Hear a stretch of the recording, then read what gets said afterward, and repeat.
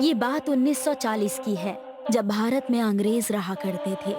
संतोष बाबू अंग्रेजी सरकार में भाप वाली ट्रेन के ड्राइवर थे। उस समय हमारे देश में भूत प्रेत बुरी शक्तियों का प्रभाव ज्यादा हुआ करता था। हर दिन एक अंग्रेज रेलवे कर्मी एडवर्ड संतोष बाबू के घर ट्रेन की समय सारणी का पर्चा देने आया करता था। एडवर्ड हिंदुस्तानी परंपरा और संस्कृति से बहुत प्रभावित था। उसे साधु संतों और मंत्रों से बहुत लगाव था। एडवर्ड सिर्फ नाम का ही अंग्रेज था। गुड मॉर्निंग संतोष बाबू, ये रहा आपका आज की ट्रेन का time table. Good morning Edward ji. आओ बैठो, चाय पी लो। अरे नो थैंक्स, मैं चाय पी कर आया। आज के टाइम टेबल में कुछ बदलाव है, आप देख लीजिएगा। अरे एडवर्ड जी ये क्या? मेरी ड्यूटी तो डे शिफ्ट की होती है, पर आज तो नाइट शिफ्ट का टाइम टेबल आया है।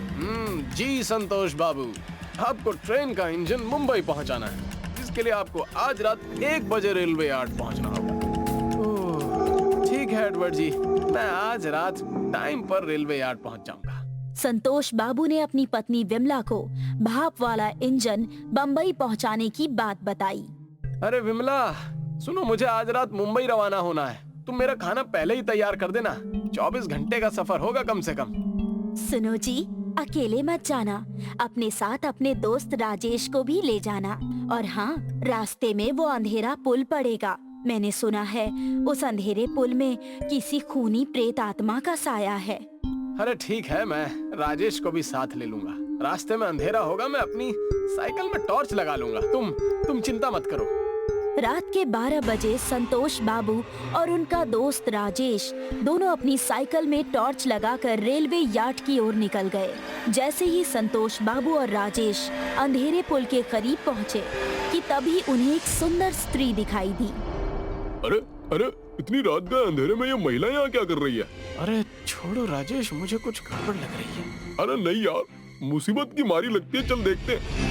संतोष बाबू और राजेश ने करीब जाकर देखा तो खूबसूरत साड़ी में वो महिला काफी सुंदर और आकर्षित दिखाई दे रही थी। अब सुनिए, इतनी रात गए अंधेरे में आप यहाँ अकेली क्या कर रही हैं? क्या मैं आपकी कुछ मदद कर सकता हूँ? मैं पुल के उस पार रहती हूँ, क्या आप मुझे पुल के उस तरफ तक छोड़ देंगे? उस महिला की खूबसूरती और आवाज पर राजेश सम्मोहित सा हो गया। संतोष बाबू अपने दोस्त को मना करने ही वाले थे कि राजेश ने उस औरत से कहा, हाँ क्यों नहीं, हम उसी तरफ जा रहे थे। चलिए मैं आपको पुल के उस तरफ छोड़ देता हूँ। वैसे आपका नाम क्या है? मेरा नाम गुंजन है। एक हाथ से साइकिल पकड़े राजेश पैदल ही उस महिला के साथ पुल की तरफ बढ़ गया और जैसे ही राजेश ने उस महिला को दूसरे हाथ से स्पर्श करना चाहा, अचानक उस महिला का चेहरा बदल गया। उसकी आंखों की पुतलियां बिल्कुल सफेद हो गई, उसके बाल जमीन तक फैल गए और उसके नाखून भेड़ियों के जैसे लंबे हो गए। उसने भारी आवाज में संतोष बाबू से कहा, बहुत वक्त के बाद इंसानी खून पीऊंगी। इतना कहकर प्रेतात्मा बन चुकी उस औरत ने अपने भेड़िए जैसे दांत राजेश की गर्दन में गाड़ दिए और अपने नुकीले पंजों से एक झटके में राजेश की गर्दन उखाड़कर फेंक दी। इससे पहले वो संतोष बाबू की तरफ बढ़ती, वो साइकिल पर बैठकर तेजी से पैडल मारते हुए पुल से उस तरफ भाग गए। उन्हें दूर जाता देख प्रेतात्मा गुस्से से तिलमिला उठी। कब तक अपनी जान बचाकर भागेगा? मरेगा तू। उसकी चेतावनी से संतोष बाबू का कलेजा कांप गया। वो हाफते हुए रेलवे यार्ड तक पहुंचे और साइकिल सहित गिरकर बेहोश हो गए। एक अंग्रेज अफसर ने उन्हें उठाया। अरे संतोष बाबू उठो, होश में आओ। क्या हुआ आपको? सर मैं ठीक हूँ। मैं घर से ड्यूटी के लिए अपने दोस्त राजेश के साथ निकला तो अंधेरे में पुल के पास उस प्रेत आत्मा ने मेरी आंखों के सामने मेरे दोस्त को मार डाला सर। वो आत्मा कई लोगों को मार चुकी है। जब आप घर लौट कर जाओगे तब मैं आपकी मदद करूंगा। साहब मुझे बहुत डर लग रहा है। रास्ते में वो प्रेत आत्मा जरूर मुझे भी मार डालेगी सर। मुझे बचाओ सर, मुझे बचाओ। मैं प्रेतों से बचने वाले कुछ मंत्र जानता।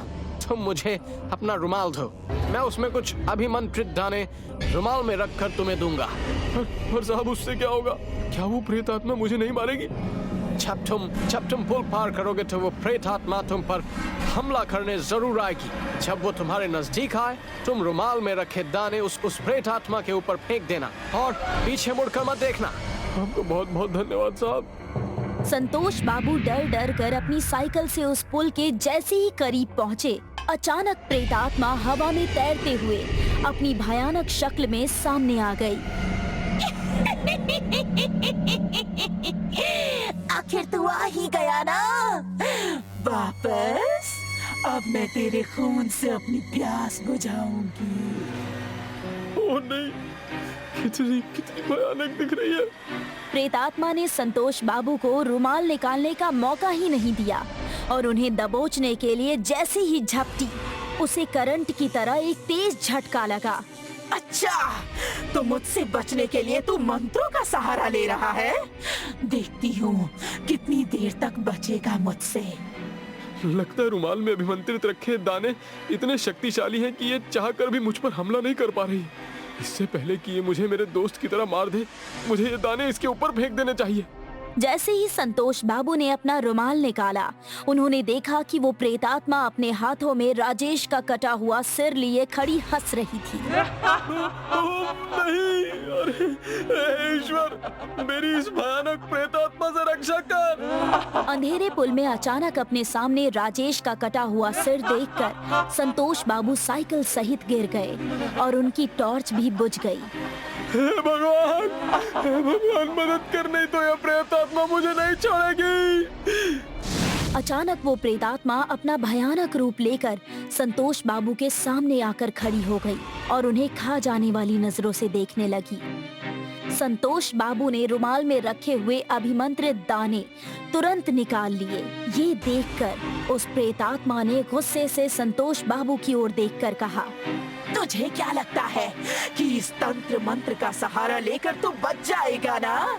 जाने कितने तांत्रिक आए और चले गए, पर मेरा कुछ नहीं बिगाड़ पाए। संतोष बाबू ने तुरंत बगैर देरी किए वो अभिमंत्रित दाने उस प्रेतात्मा के ऊपर फेंक दिए। दाने गिरते ही प्रेतात्मा बुरी तरह से चिल्लाने लगी। उसकी चीख पूरे सन्नाटे में गूंज गई। वो गुस्से से बोली, चालाक आदमी, आज तो तू मेरी पकड़ से बच गया है, पर कभी न कभी तो यहाँ जरूर आएगा। उस दिन मैं तेरे खून से अपनी प्यास बुझाऊंगी। प्रेतात्मा की भयानक आवाज संतोष बाबू के कानों में पड़ रही थी, पर उन्होंने पीछे मुड़कर नहीं देखा और तेजी से घर की ओर निकल गए। घर पहुंचने पर, अरे आप आ गए, इतने घबराए हुए क्यों हैं आप? मेरे कुछ मत पूछो विमला, मेरा दोस्त मारा गया उस अंधेरे पुल में। और तो और अंधेरे पुल की वो प्रेत आत्मा मेरी भी जान लेने वाली थी। वो तो भला उस अंग्रेज अफसर का जिसने मुझे बचाया। हे भगवान, ये क्या कह रहे हैं आप? शुक्र है कि आप सही सलामत घर लौट आए।